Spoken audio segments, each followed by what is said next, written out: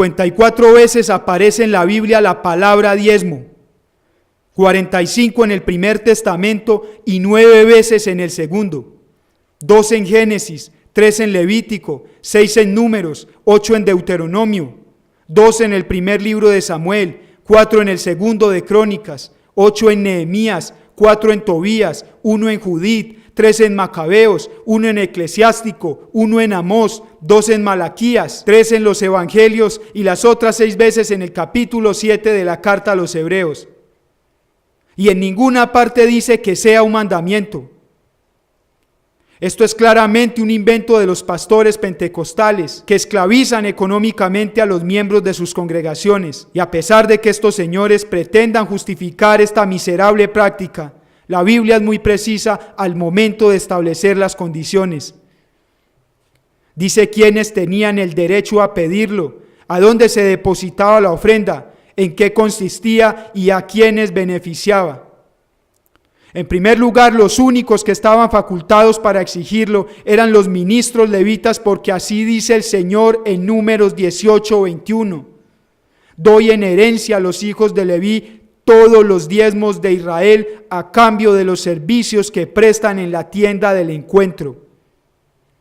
En segundo lugar, señala claramente dónde se depositaba la ofrenda, Deuteronomio 12:11. Llevaréis al lugar elegido por el Señor vuestro Dios para morada de su nombre todo lo que yo os prescribo, holocaustos, sacrificios, diezmos y las ofrendas reservadas de vuestras manos. Y ese lugar no es otro que el templo de Jerusalén, inexistente hoy día.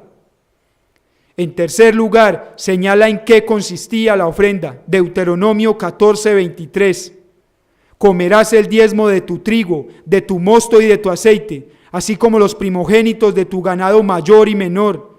El precepto dice que se trata de productos agrícolas. Por último, señala quiénes eran los beneficiados, Deuteronomio 26:13. Dirás en presencia del Señor tu Dios: he retirado de mi casa lo que era sagrado, y se lo he dado al levita, al forastero, al huérfano y a la viuda, la clase social más baja del pueblo. Ya ven que es técnicamente imposible, por estas y otras razones, sostener la doctrina del diezmo con las prescripciones mosaicas del Primer Testamento. Y por eso volvieron y se inventaron los pastores pentecostales, que aparece decretado en el Nuevo.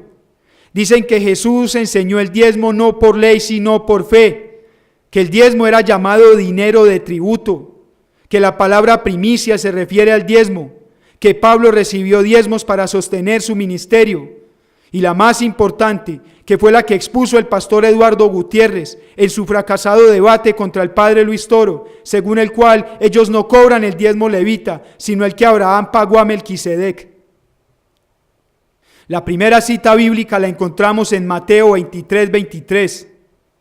Allí Jesús se dirige a los escribas para reprocharles el que sean tan minuciosos en el cumplimiento de regulaciones superficiales y omitan lo fundamental de la ley, la justicia, la misericordia y la fe.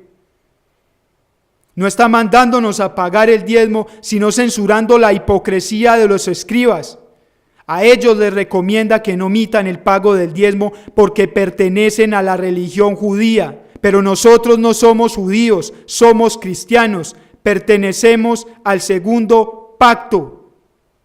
La segunda cita bíblica la encontramos en Mateo 17:24. Lo que Jesús entrega en este pasaje no es el diezmo, sino el tributo anual que pagaban todos los varones mayores de 20 años para el sostenimiento del templo. En la tercera cita bíblica, Romanos 11:17, con la palabra primicias, alude Pablo a los patriarcas de Israel, que santificaban la descendencia como benefician las raíces a un árbol. La cuarta cita bíblica la encontramos en 2 de Corintios 11:8. Allí la palabra griega que aparece es opsonion, que traduce salarios, y no apodekatoo, que traduce diezmos. Además, a Pablo ni le daban ni recibía diezmos porque era benjaminita. La quinta cita bíblica la encontramos en Hebreos 7:4.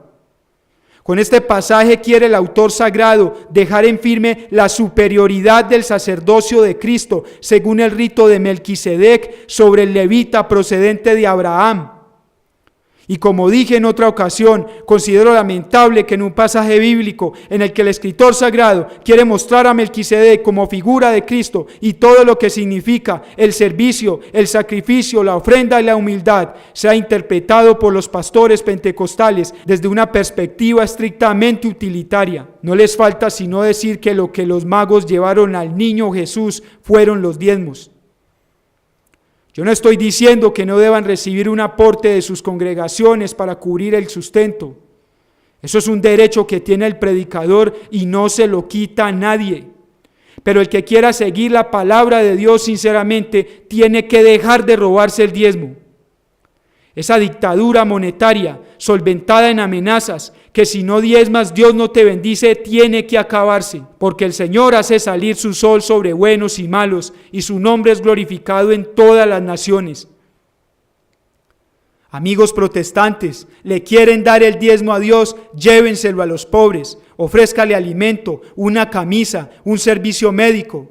Y si no tiene bienes materiales, déles un abrazo, una sonrisa, dedíqueles tiempo.